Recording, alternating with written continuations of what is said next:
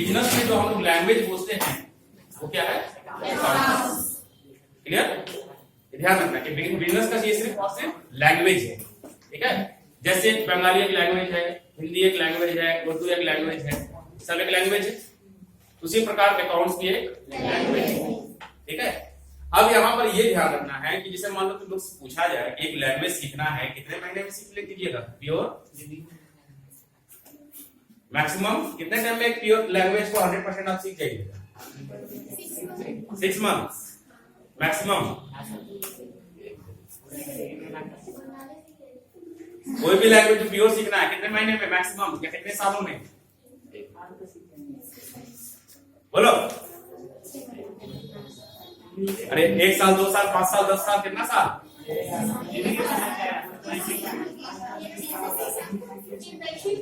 बिल्कुल सही बोल रही है। एक लैंग्वेज को सीखने में जिंदगी बीत जाएगी पर आप नहीं सीख पाओगे। जैसे आप हिंदी बोलते हो, कितने सालों से बोल रहे हो? बचपन से बोल रहे हो, 15-16 साल से बोल रहे हो, पर आज तक शुद्ध बोल पाते हो? नहीं। उसी प्रकार इंग्लिश बोल रहे हो, बचपन से बोल रहे हो, क्या आज तक शुद्ध बोल पाते हो? नहीं। तो ये इसी प्रकार अगर अकाउंट्स एक लैंग्वेज है तो इसको भी बोलने के लिए पूरी जिंदगी कम पड़ेगा। जब तक आप इस सेक्टर में रहोगे कुछ न कुछ नया सीखने को मिलता रहेगा। क्लियर? ये चीज को ध्यान रखना है। कोई दिक्कत है किसी को? अब कोई भी लैंग्वेज को बोलने का एक बेस होता है। बेस क्या होता है? जैसे हम लोग बोलते हैं कि राम आम खाता है, बोलते हैं ना? क्यों नहीं बोलते हैं कि राम खाता आम है? क्या गलत है? राम खाता आम गलत है? गलत है। क्यों गलत है?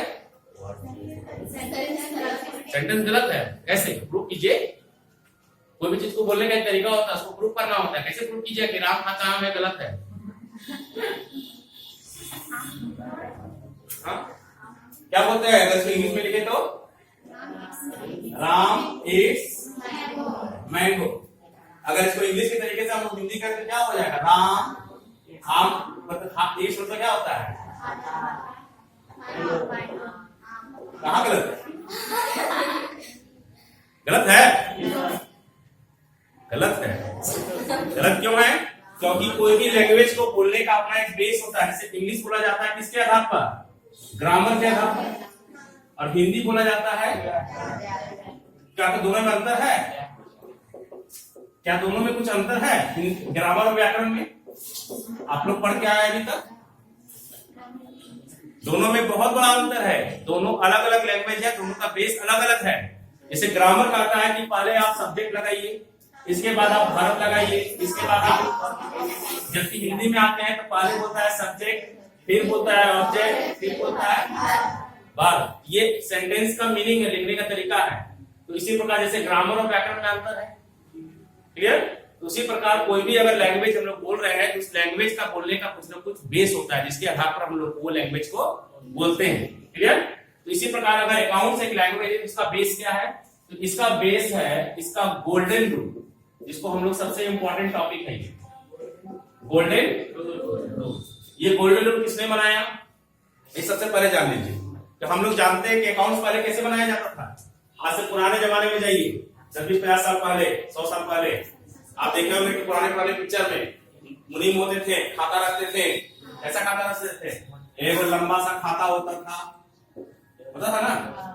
हाँ, इसमें क्या रहता था? सुख लाभ रिद्धि सिद्धि बना होता था। हाँ, ये सब बना होता था, ठीक है? उसमें पन्ना पलटा जाता था। उसमें क्या करते थे? उसमें सिर्फ और सिर्फ क्या करता था कि प्रत्येक पन्ना में एक आदमी का नाम लिखा होता था, जिससे हम लेन देन करते हैं। हर पन्ने में एक आदमी का नाम लिखा होता था। अगर उससे हम कोई भी लेन देन कर रहे हैं तो इसमें सिर्फ हम क्या करते थे? अगर पैसा दिया तो माइनस कर दो, पैसा लिया प्लस कर दो। तो माइनस और प्लस खाली हम लोग करते थे, जो कि हम लोग पहला चैप्टर में पढ़े अकाउंटिंग इक्वेशन में। अकाउंटिंग इक्वेशन में हम लोग क्या किए? सिर्फ माइनस और प्लस किए ना, और कुछ किए? तो ये कौन सा खाता हो गया? ये भारत का खाता हो गया, जिसका निर्माण भारत में हुआ था। ये जो खाता बही का प्रक्रिया है अकाउंटिंग इक्वेशन, इसका निर्माण भारत में हुआ था। और ये भारत की प्रक्रिया जो चली आ रही है, पुराने जमाने से चली आ रही है।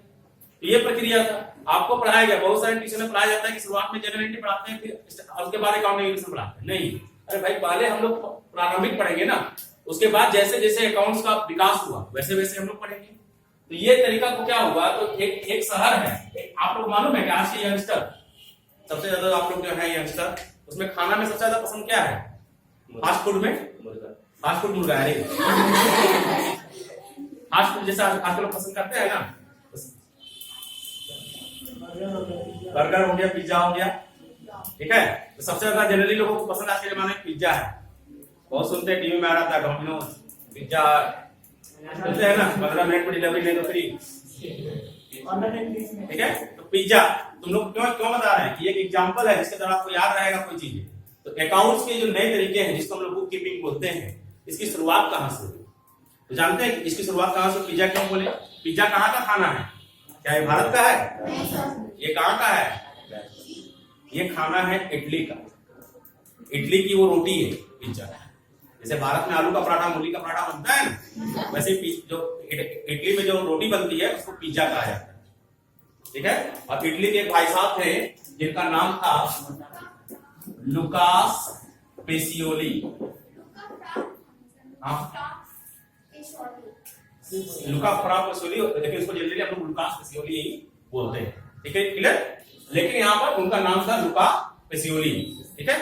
ये जो लुका भाई साहब थे, इन्होंने क्या किया, इस तरीका को हटा दिया, मतलब सब तरीका नहीं चलेगा।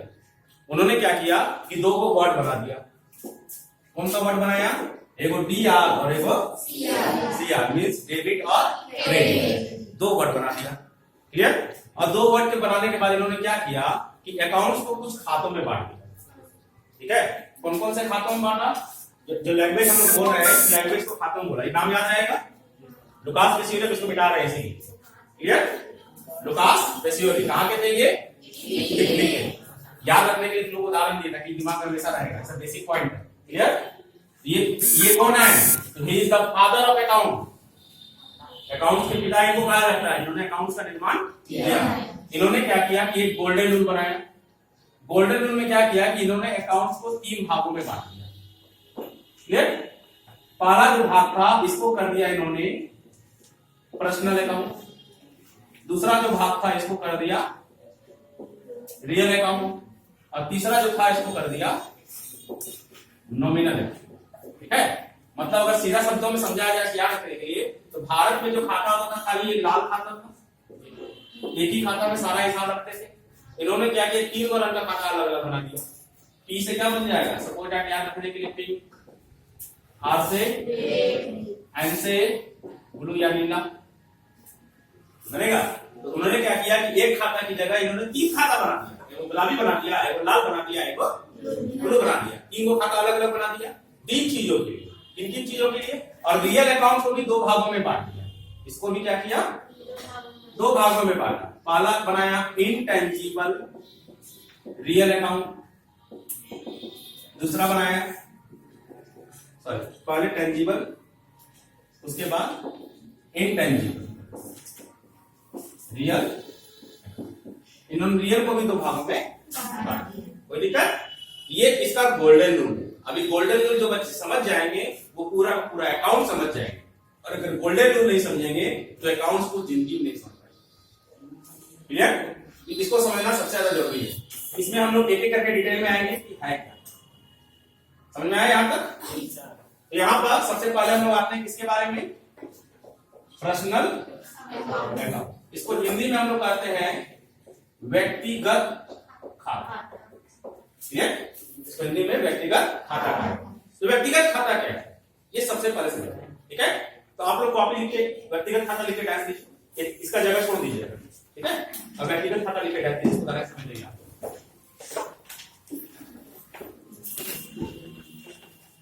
व्यक्तिगत खाता लिख के डाल दीजिए, बात बता लीजिए, जगह छोड़ दीजिए इसका।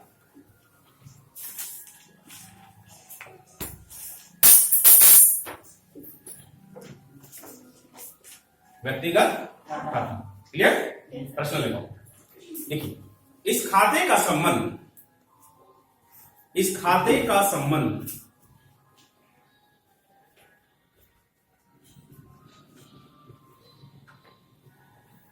किसी व्यक्ति के नाम, किसी व्यक्ति के नाम या संस्था के नाम से होता है। किसी व्यक्ति के नाम या संस्था के नाम से होता है।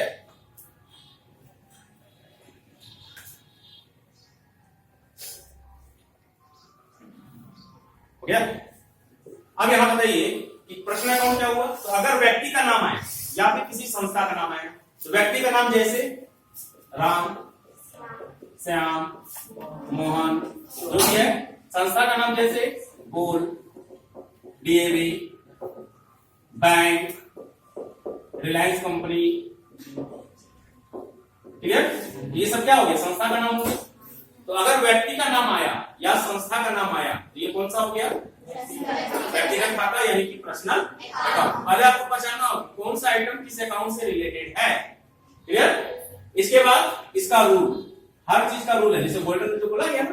तो पर्सनल अकाउंट का क्या रूल है, तो पर्सनल अकाउंट का रूल है debit the receiver and credit the giver. Hindi में पाने वाले को नाम करेंगे और देने वाले बताते जाइएगा को जमा करेंगे, ठीक है।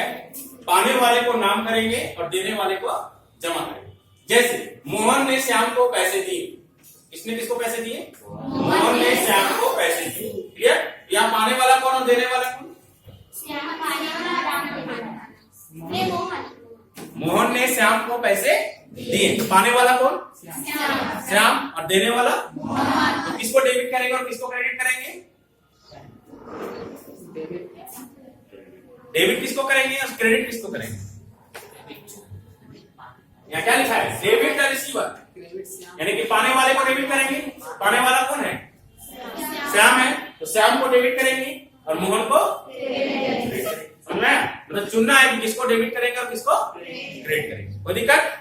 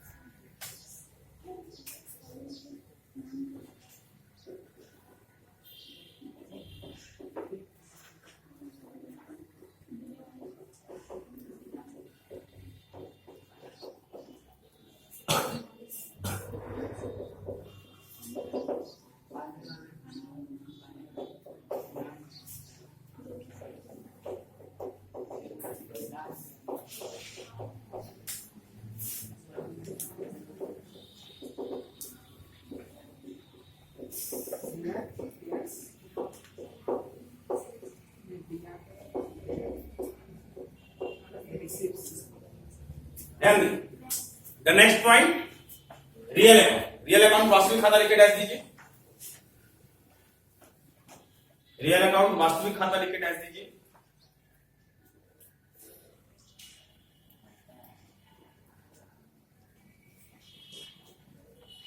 डैश देकर लिखिए, यह खाता दो प्रकार का होता है, यह खाता दो प्रकार का होता है।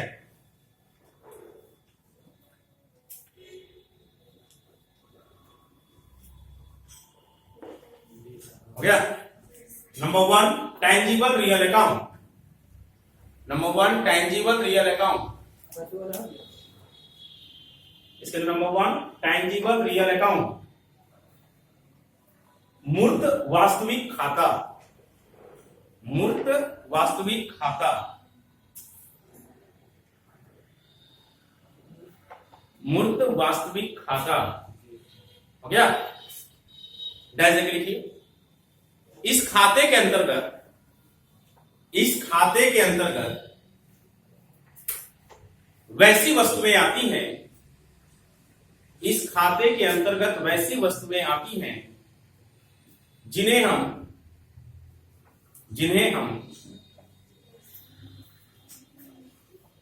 देख सकते हैं, छू सकते हैं, महसूस कर सकते हैं। जिन्हें हम देख सकते हैं, छू सकते हैं और महसूस कर सकते हैं। क्लियर? अब हमको बताइए कि वैसी कौन सी वस्तुएं हैं जिन्हें हम देख सकते हैं, छू सकते हैं, महसूस कर सकते हैं? अकॉर्डिंग टू द बिजनेसमैन, व्यापारी की तरह सोचिएगा, स्टूडेंट की तरह नहीं। Clear? You are the businessman. Then वैसी कौन सी वस्तुएं हैं जिसको हम देख सकते हैं, छू सकते हैं, महसूस कर सकते हैं? इसका एग्जांपल बोला जाए तो बर्फ। बर्फ बेचोगे, दैट इज कॉल्ड, जो भी आप दुकान में सामान बेचते हैं, और मशीनरी, फर्नीचर, गैस, ये सब क्या है? ऐसी वस्तुएं हैं जिसको हम देख सकते हैं, छू सकते हैं, महसूस कर सकते हैं। इसको हम लोग कौन सा अकाउंट बोलते हैं? Tangible real account. कोई दिक्कत? एग्जांपल लिख लीजिए।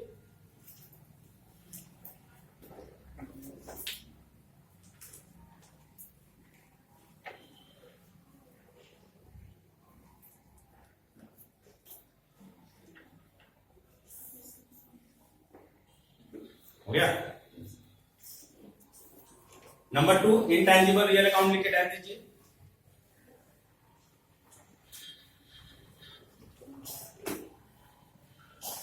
इंटैंजिबल रियल अकाउंट,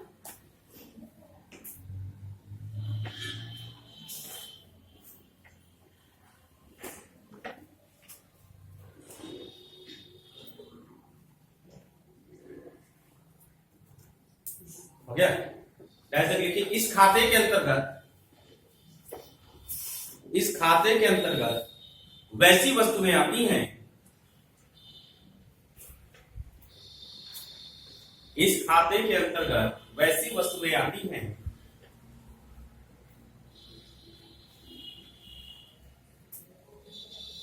जिन्हें हम न देख सकते हैं,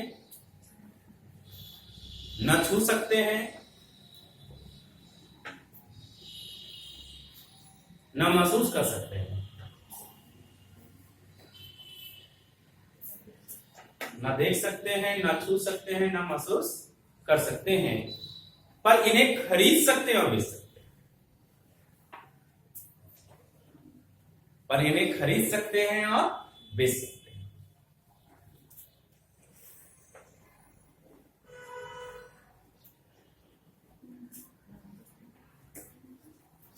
क्या? अब हमको बताइए कि वैसी वस्तुएं कौन है जिन्हें आप देख भी नहीं सकते हैं, छू भी नहीं सकते हैं, पर उसको आप खरीद सकते हैं और बेच सकते हैं। गैस। गैस नहीं देख सकते हैं। आपने लाइटर देखा है सिगरेट का? उसमें गैस नजर आता है। गैस तो लिक्विड है, उसको देख भी सकते हैं और छू भी सकते हैं। ऐसी चीज बताइए जिन्हें देख भी नहीं सकते हैं, छू भी नहीं सकते हैं, पर उन्हें खरीद सकते हैं और बेच सकते हैं।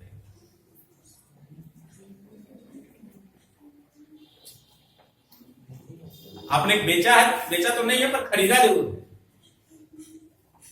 खरीदा आपने जरूर है, जानते हैं ना? एग्जाम्पल इसका होगा गुडविल, ट्रेडमार्क, पेटेंट। बोले सर नाम भी नहीं सुने, खरीदे का नाम भी नहीं सुने ना? गुडविल क्या है? अच्छाई। ठीक है, मतलब खाली अच्छाई नहीं है, इसको हम हिंदी में साख बोलते हैं। ठीक है, तो गुडविल क्या है? आप लोग को अभी बोला जाए, चलिए भाई कपड़ा उपड़ा खरीदा जाए, कहाँ पर जाना पसंद कीजिएगा सबसे पहले? खुसरो में। बुखार हो जाएंगे। ठीक है, अरे मतलब खुसरो में अगर देखा जाए, हम छोटे एरिया में रहते हैं, गरीब आदमी हैं, सबसे पहले कश्मीर में जाइए। अच्छा एक चीज बताइए कि कुछ ऐसे ब्रांड्स के आइटम हैं जो कश्मीर में भी मिलेगा और हो सकता है वैल्यू सिनेमा की छोटे दुकानों में भी मिलेगा, होगा ना? अगर वो जींस, मतलब जींस हम खरीदते हैं फिटवेल से या कश्मीर से, तो जो जींस का कीमत मान लो 1500 रुपया होगा, same brand, same design, same quality, value cinema में कितना होगा? 800-900 होगा। तो आप जो जाके वहां 1500 दिए और यहाँ 900 में मिला, तो 600 रुपया किस चीज का दिए? भाड़ा तो इसको भी लग रहा है। वो पैसा आप दिए सिर्फ ओनली फॉर द सेटिस्फैक्शन। अभी आप जींस वाले हैं, आपसे दोस्त आपसे पूछते हैं कि जींस कहाँ लिए हैं? बोलिए कश्मीर में लिए, तो अच्छा लिए, ओरिजिनल है। बोलिए कहाँ लिए? बेगूस में लिए, डुप्लीकेट है। That is your satisfaction only for, मतलब उसने अपने बाजार में बना के रखी है कि हमारी जो चीज है वो ओरिजिनल है, अच्छी है, ठीक है। तो ये गुड, क्योंकि आपको पहचानने नहीं आता है। एक कंज्यूमर सिर्फ और सिर्फ एक गुड्स का जो कीमत है वो उसकी कीमत के आधार पर उसकी क्वालिटी को देखता है। यानी अगर महंगा है तो अच्छा है, सस्ता है तो खराब है। एक सोच सिर्फ यही होती है, क्योंकि आपको उस चीज को पहचानना नहीं आता, उसी चीज का वो फायदा लेता है। वो अपना गुडविल बना के रखा है, जिसके कारण एक ही चीज का आपसे ज्यादा दाम लेता है। It is called goodwill. Clear? The second one is trademark. साबुन वगैरह खरीदते हैं, साबुन, शराब, क्रीम, कौन सा खरीदते हैं? कौन सा खरीदते हैं? डब। अच्छी बात है। तो आप डब को देख सकते हैं, आप डब को देख सकते हैं, डब को छू सकते हैं। हाँ, पता नहीं, हम तो साबुन को देख सकते हैं और साबुन को छू सकते हैं। क्या आप डब को देख सकते हैं? क्या आप डब को छू सकते हैं? आप साबुन को देख सकते हैं, साबुन को छू सकते हैं, पर खरीदते क्या है? डब। क्लियर? कोई भी साबुन में डब लिख दो, उसको बेच दो, वो डब ही रहेगा। क्लियर? आप तो जानते नहीं हो डब क्या है, आप केवल उसके ब्रांड को जानते हो। That is called trademark. समझ में आया? तो हम लोग खरीदते हैं, उसको खरीदते डब है, तो डब खरीदना मतलब क्या हुआ? अगर डब को खरीदना है, डब कंपनी को खरीदना है। क्लियर? फॉर एग्जाम्पल, आप कहां पढ़ रहे हैं अभी? गोल में। गोल को देख सकते हैं, गोल को छू सकते हैं? ना गोल को देख सकते हैं, ना गोल को छू सकते हैं। तो गोल क्या है? गोल मेरा ट्रेडमार्क है, जिसके आधार पर हम बिजनेस चला रहे हैं। तो आप क्लियर? पेमेंट आप गोल को करते हैं, रसीद आपको गोल की मिलती है, पर ना हम गोल को देख सकते हैं, ना हम गोल को छू सकते हैं। पॉसिबल है? नहीं है? कोई दिक्कत? Third one is patent. Patent क्या है? एक अधिकार। जैसे आप अगर ज्वेलरी खरीदने जाते हैं तो वो टीवी देखेंगे, हॉलमार्क देख के खरीदेंगे।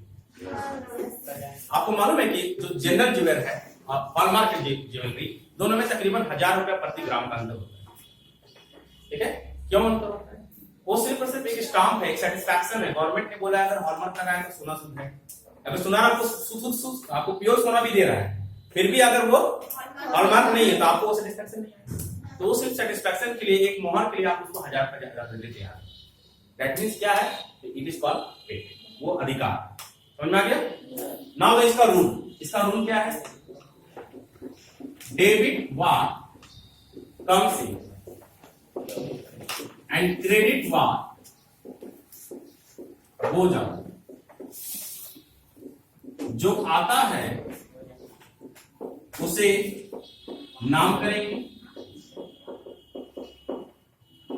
जो जाता है उसे जमा करेंगे। क्लियर? तो यहां पर हम जान रहे हैं कि देखो, इस प्रकार पर्सनल का संबंध किससे था? व्यक्ति से था, और रियल का संबंध किससे है? वस्तु से। क्लियर? तो उन्होंने क्या किया? जो लुका भाई थे, उन्होंने क्या किया? पर्सनल अकाउंट में व्यक्ति को डाल दिया और रियल अकाउंट में, जबकि हम लोग क्या करते थे? सबको एक ही डाल। उन्होंने सब चीज के लिए अलग अलग बनाए। ठीक है? तो जहां वस्तु का सेंस आ गया, कौन सा अकाउंट हो गया? रियल। अब अगर इसको अकाउंट्स के भाषा में समझा जाए तो सपोज दैट मान लो हमने ये कलम खरीदा, ठीक है, दुकान के पास गए, एक कलम को खरीदे, तो कलम खरीदे तो दो काम क्या हुआ? पैसा गया, कलम आया। तो हम किसको डेबिट करेंगे? दोनों वस्तु है, कैश भी वस्तु है, पेन भी वस्तु है, तो हम किसको डेबिट करेंगे और किसको क्रेडिट करेंगे? रूल क्या कहता है? जो आता है उसे डेबिट करेंगे, जो जाता है उसे क्रेडिट करेंगे। तो किसको डेबिट करेंगे? पेन को डेबिट करेंगे, कैश को क्रेडिट। तो सिर्फ यही चुनना है कि किसको डेबिट करेंगे और किसको, सिर्फ यही चुनना है, और कुछ नहीं करना। ठीक है? कोई जोड़ना नहीं है, कोई घटाना नहीं है। दुकान भाई साहब चलाते बोले खाली डेबिट कर दीजिए और क्रेडिट कर दीजिए, जोड़ना घटाना काम नहीं आता मैथ में बरोबर पे। ठीक है? बता दीजिए। हाँ बोलिए। बिच्छू तो भिखारी थे।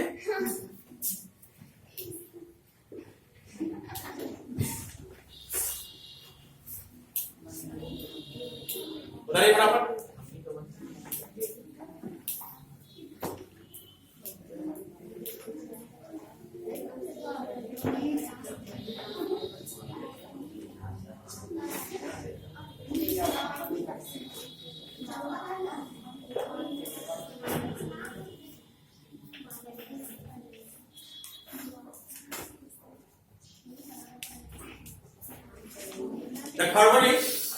नॉमिनल अकाउंट, यानी कि नीला खाता में हम लोग आ गए, गुलाबी पढ़ लिए, लाल पढ़ लिए, अब आगे हम लोग नीला में। क्लियर? याद रहेगा ना? गुलाबी प्रश्न दिए, नॉर्मल याद रखने याद रखिए, तो सब आपको याद करने को दिक्कत होता है स्टूडेंट को, ये सबसे आसानी से याद कर लेते हैं। पी से गुलाबी हो गया पिंक, आर से रेड और एन से नीला मतलब ब्लू। इन खाता है, आता है किसमें? नॉमिनल में। नॉमिनल मतलब क्या हो गया? नाम मात्र खाता।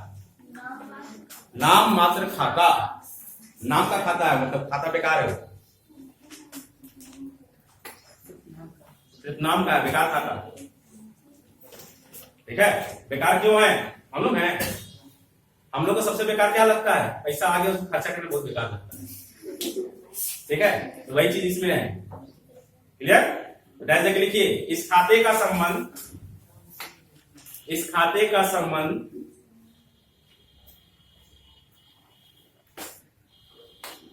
आय, आय व्यय, आय व्यय, खर्च हानि, खर्च हानि तथा लाभ से, तथा लाभ से। क्लियर? यानी कि बिजनेस में अगर खर्च हुआ है, लॉस हुआ है, इनकम हुआ है, कुछ भी हुआ है, इसका संबंध किसमें डाल दिया उसने? नॉमिनल में। यानी बस ये ध्यान रखना है कि प्रश्न में क्या डाला? व्यक्ति, रियल में वस्तु, अब बाकी जितना चीज का खर्चा इनकम सबको डाल दिया नॉमिनल में। 3 जगह बांट दिया उन्होंने। नॉमिनल में क्या हुआ? अब यहाँ ध्यान, इसका एग्जाम्पल क्या होगा? इसका एग्जाम्पल हो गया जैसे salary, wages, discount, clear? Depreciation, interest. Clear? इसलिए लाखों एग्जाम्पल हो सकते हैं। सबसे बताओ मेरे, सैलरी खर्च है कि इनकम है? इनकम है, खर्च नहीं है, दोनों है। नॉमिनल अकाउंट में क्या होता है कि प्रत्येक आइटम का संबंध दोनों से है, क्योंकि अगर हमने स्टाफ को सैलरी दिया तो मेरे लिए खर्च है, उसके लिए इनकम है। उसी प्रकार अगर हमको सैलरी मिला तो मेरे लिए इनकम, किसी और के लिए खर्च है। तो कोई भी जो एक्सपेंस और इनकम होता है उसका दोनों संबंध होता है। आपको सिर्फ देखना है कि अकाउंट आप अपने लिए बनाते हैं, तो अकाउंट में ये देखना है कि वो आपके लिए क्या हो रहा है। आपके लिए अगर मिल रहा है तो इनकम है, और अगर हम दे रहे हैं कोई दिक्कत? आप इसका रूल, डेबिट और एक्सपेंसेस एंड लॉसेस, क्रेडिट और इनकम एंड गेन। क्लियर? जैसे मान लो सैलरी है, इसको हिंदी में लिख देते हैं, सभी खर्च को नाम करेंगे और सभी आय को जमा करेंगे। क्लियर? और जैसे मान लो सैलरी है, तो सैलरी अगर हम दे रहे हैं उसको डेबिट करेंगे या क्रेडिट करेंगे? सैलरी अगर हम दे रहे हैं उसको डेबिट करेंगे या क्रेडिट करेंगे? डेबिट करेंगे, क्योंकि सैलरी दे रहे हैं तो हमारे लिए खर्च, तो सैलरी को डेबिट करेंगे। उसी प्रकार सैलरी मिल रहा है, चुनना है किसको डेबिट और किसको, और कुछ नहीं है, सारा एकदम आसान चीज है। ये पूरा गोल्डन रूल समझ में आया? कोई दिक्कत है? इसको बताइए, एक चीज और बताना है।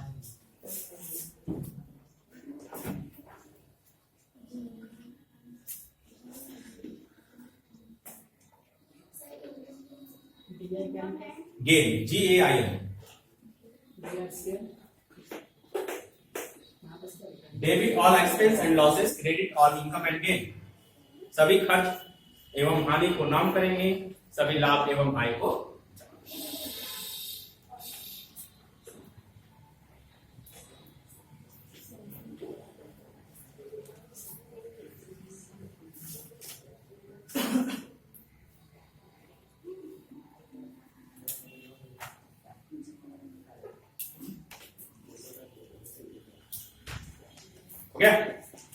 चलिए, अब कभी कभी क्या होता है कि जब हम अकाउंट बनाने आते हैं तो मेरा तीनों रूल फॉलो नहीं करता है। ना पर्सनल फॉलो किया, ना रियल फॉलो किया और ना नॉमिनल फॉलो किया। ठीक है? तो उस कंडीशन में एक और रूल है जिसको हम लोग कहते हैं स्पेशल रूल। याद करने के लिए अगर स्पेशल रूल भूल जाए तो ए वो बनना क्या? गोल्डन, और इसको हम लोग बोल देते हैं अपनी भाषा में डायमंड। सोना और हीरा में क्या होता है? ठीक है? तो ये सोना रूल, और जहां सोना काम ना करे वहां हीरा को लगा क्लियर? हीरा क्या है? डेबिट ऑल एसेट्स और क्रेडिट ऑल लायबिलिटी। सभी संपत्ति को नाम करेंगे एवं सभी दायित्व को जमा करेंगे। ठीक है, लेकिन ये रूल कब लगाना है? जब ये तीनों रूल हमारा फॉलो नहीं करे तब हम लगा देंगे इसको डायमंड रूल, तब ये फॉलो करेगा। समझ में आ गया? तो पूरा का पूरा गोल्डन रूल ये था जिसको हर बच्चे को जिंदगी भर याद रखना है, क्योंकि हम कॉमर्स अकाउंट जो लैंग्वेज है इसको सीखना है पूरी जिंदगी भर है। जब तक आप इस सेक्टर में रहोगे तब तक आपको कुछ न कुछ सीखने मिलता रहेगा। इसलिए अगर ये गोल्डन रूल को अगर आप याद रखोगे हमेशा तो अकाउंट्स आपके लिए एकदम चुटकी बजा के बनता जाएगा। और इसको जो बच्चे भूल गए वो समझिए कि अकाउंट्स में बहुत पिछड़ते चले गए। ठीक है, इसलिए लुकास भाई साहब ने जो रूल बनाया है इस रूल को हमेशा याद रखना है। ठीक है, क्योंकि ये सबसे इंपॉर्टेंट रूल है, इसी को समझने में बच्चों को समय देना चाहिए। अगर इसको ढंग से समझ लीजिएगा, अगर इसमें नहीं हड़बड़ाइएगा, इसको ढंग से समझिएगा तो आप अकाउंट्स के सेक्टर में काफी ऊंचाई तक पहुंच जाएंगे। और इसमें अगर कीजिएगा फाकीबाजी तो पूरा अकाउंट चला जाएगा, केवल छापने में, बनाने में नहीं। क्लियर? कोई दिक्कत? बता लीजिए। अच्छी बात है।